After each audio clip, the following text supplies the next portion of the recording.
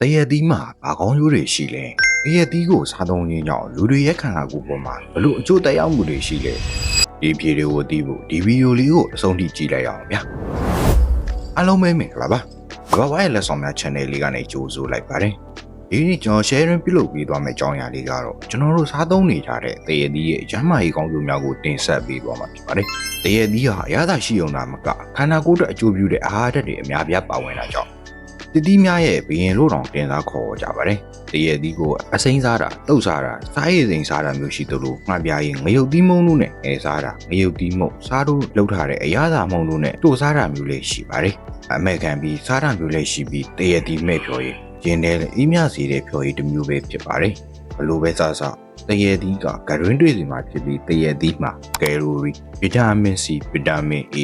ဗီတာမင် B6 ပိုတက်ဆီယမ်အမြင့်ဓာတ်ကာဗွန်ဟိုက်ဒရိတ်တခြားဓာတ်တို့ကြွယ်ဝစွာပါဝင်နေတယ်လို့ခန္ဓာကိုယ်အတွက်လိုအပ်တဲ့သတ္တုဓာတ်တွေလည်းအားစွာပါဝင်နေပါတယ်။ဒီအသီးစားသုံးခြင်းရဲ့ကျန်းမာရေးအကျိုးကျေးဇူးတွေကဘလို့အကျိုးသက်ရောက်မှုတွေရှိလဲဆိုတာကိုတော့လေ့လာမိတော့စူးစီးတင်ဆက်ပေးလိုက်ပါတယ်။နံပါတ်1ကိုယ်ခံစွမ်းအားကိုအထူးကောင်းမွန်စေတယ်။ဒီအသီးမှာဗီတာမင် C နဲ့ဗီတာမင် A တို့အချိုးအစားပြည့်ဝစွာပါဝင်တာကြောင့်ခန္ဓာကိုယ်ရဲ့ကိုယ်ခံအားစနစ်ကိုတိတိကျကျမြင့်တင်ပေးပါတယ်။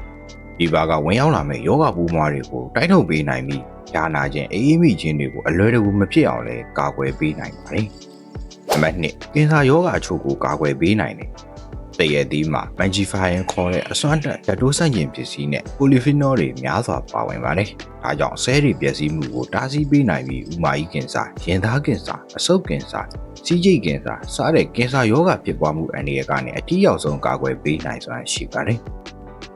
နံပါတ်3အစာချေစနစ်ကိုကျန်းမာစေတယ်။တရက်သီးမှာအစာချေလဲစေတဲ့အင်ဇိုင်းတွေနဲ့အမြင့်တဲ့အမြောက်များပါဝင်ပါတယ်။ဒီအင်ဇိုင်းတွေကကာဗွန်ဟိုက်ဒရိတ်တွေကိုအလွယ်တကူခြေဖြတ်ပေးနိုင်ပြီးအမြင့်တက်ကဝမ်းချုပ်ခြင်းကိုကာကွယ်ပေးတာကြောင့်လူလန်းကြောင်းကျန်းမာရေးကိုများစွာအထောက်အကူပြုပါတယ်။နံပါတ်4နှလုံးကျန်းမာရေးကိုစောင့်ရှောက်ပေးတယ်။ပိုတက်ဆီယမ်ဓာတ်တွေပါဝင်တဲ့အတွက်သွေးကြောတွေကိုပြေလျော့စေပြီးသွေးပေါင်ချိန်ကိုပုံမှန်ဖြစ်အောင်ထိန်းညှိပေးပါတယ်။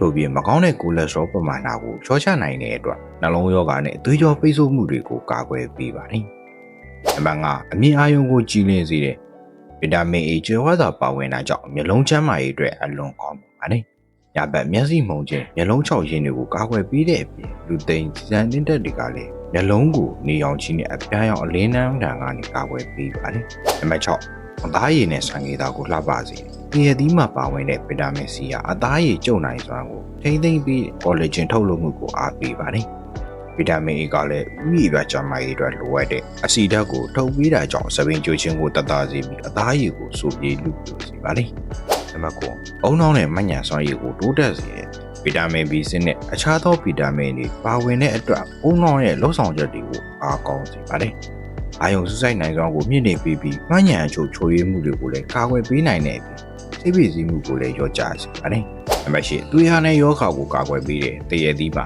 တန်တက်နဲ့ဖော်လေဓာတ်တို့ပါဝင်တဲ့အပြင်တန်တက်ဆုပ်ယူမှုကိုအားကောင်းစေတဲ့ဗီတာမင် C လည်းပါဝင်ပါတယ်။ဒါကြောင့်သွေးနီဦးဆဲတွေထုတ်လုပ်မှုကိုအားပေးပြီးသွေးဟာနဲ့ယောဂါဖြစ်ခြင်းမှာအတိရောက်ဆုံးကာကွယ်ပေးပါတယ်။နံပါတ်9ခန္ဓာကိုယ်တွင်းရောင်ရမ်းမှုကိုကြာဆင်းစေတဲ့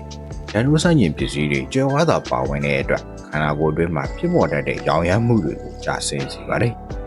ဒါနာတာကြီးယောဂါတွေဖြစ်တဲ့အစိမ့်မြင့်ရောင်ရမ်းခြင်းနဲ့အခြားသောကိုယ်တွင်းအင်္ဂါရောင်ရမ်းမှုတွေကိုပါသက်သာစေပါတယ်။နံပါတ်10ကိုယ်ဝန်ဆောင်မိခင်များအတွက်အထူးတင်လျော်တယ်။ကိုယ်ဝန်ဆောင်ချိန်မှာမရှိမဖြစ်လိုအပ်တဲ့ဖော်လိတ်ဓာတ်ပါဝင်တာကြောင့်တရေသားရဲ့အုံနှောင်းနဲ့အာယုရောပင်စီဖွံ့ဖြိုးတိုးတက်မှုအတွက်အလွန်အရေးပါပါတယ်။ဒါပြင်ကိုယ်ဝန်ဆောင်နေစဉ်အတွင်းဖြစ်တတ်တဲ့မနက်ပိုင်းအော့အန်ခြင်းမူးဝေခြင်းတွေကိုလည်းသက်သာစေနိုင်ပါတယ်။နံပါတ်7အပူရှက်ခြင်းကိုကာကွယ်ပေးတယ်။နေရာဒီမှာတည့်ရည်သီးဖြော်ရည်တောက်သုံးပြီးခြင်းဟာခန္ဓာကိုယ်အပူချိန်ကိုအမြန်ဆုံးကျဆင်းစေပြီးအရည်ဓာတ်ကိုဖြည့်တင်းပေးပါတယ်။ဒါကြောင့်အလွန်ပူပြင်းတဲ့အချိန်တွေမှာမူးမေလဲခြင်းနဲ့အပူရှက်ခြင်းတို့ကိုလည်းကာကွယ်ပေးနိုင်ပါတယ်။နံပါတ်7အယိုးစစ်တွေကိုတမ်းမာစေတယ်။တည့်ရည်သီးမှာဗီတာမင် K နဲ့ကယ်လ်ဆီယမ်ဓာတ်အနည်းငယ်ပါဝင်ပါတယ်။ဗီတာမင် K ဟာအယိုးတွေကိုကယ်လ်ဆီယမ်ရောက်ရှိဖို့ကူညီပေးတဲ့အတွက်ရိုးသေးသေးသားကိုကောင်းမွန်စေပြီးဒီရိုးကျိုးလွယ်ခြင်းနဲ့အယိုးပွားယောဂါတွေကိုကာကွယ်ပေးပါတယ်။မက်73ပန်းနာရင်ကျယောဂါကိုသက်သာစေတယ်။တရက်သီးမှာဗီတာကရိုရင်းနဲ့ဗီတာမင် C ကျွဲဝါးစွာပါဝင်တဲ့သက်ရှူလမ်းကြောင်းဆိုင်ရာရောင်ရမ်းမှုတွေကိုလျော့ကျစေပါတယ်။ဒါကြောင့်ပန်းနာရင်ကျယောဂါဖြစ်ပွားမှုအန္တရာယ်ကိုလျှော့ချပေးနိုင်ပါတယ်။ မက်ဆလီကိုလေးချိန်ကိုထိန်းသိမ်းရမှာအကူအညီပေးတယ်တရက်သီးရဲ့အခွန်နဲ့အသားမှာပါတဲ့ phytochemical ဓာတ်တွေဟာခန္ဓာကိုယ်ရဲ့အဆီတွေလောင်ကျွမ်းစေဖို့အားပေးပါတယ်ဒါအပြင်အမြင်ဓာတ်ပါဝင်လို့ဖိုက်ပြည့်လွယ်စေပြီးအဆစားခြင်းစိတ်ကိုထိန်းချုပ်ပေးတဲ့အတွက်အချို့သူတွေစားနေမဲ့စားတဘာဝတရက်သီးကိုအနေတော်စားပေးတာကဝေးချနေတဲ့သူတွေအတွက်အဆင်ပြေစေပါတယ်နံပါတ်5အသေးကိုတန့်စင်ပြီးရမ်းပါစေတယ်ဒါတို့ဆိုင်ရင်ပစ္စည်းတွေအများပြားပါဝင်လာကြောင်းအသေးတွေမှာစုပုံနေတဲ့အစိတ်တောက်တွေကိုဖယ်ရှားပေးတဲ့နေရာမှာကူညီပေးပါတယ်အထူးသဖြင့်တရက်သီးကအသေးရဲ့လှုပ်ဆောင်ချက်တွေကိုပုံမကောင်းမွန်စေဖို့သူ့အထောက်ကိုပြုပါတယ်26ကြောက်ကကြောက်တဲ့ခြင်းကိုကာကွယ်ပေးတယ်တရက်သီးမှာဗီတာမင် B6 နဲ့ပိုတက်ဆီယမ်ဓာတ်တွေပါဝင်လို့ဒီတဲ့ကအောက်ဆာလိတ်ဓာတ်တွေကိုလျှော့ချပေးပါတယ်ဒါကြောင့်ကြောက်ကမှာကြောက်တဲ့နိုင်ခြင်းကိုတိတိတသာလျှော့ချစေပါတယ်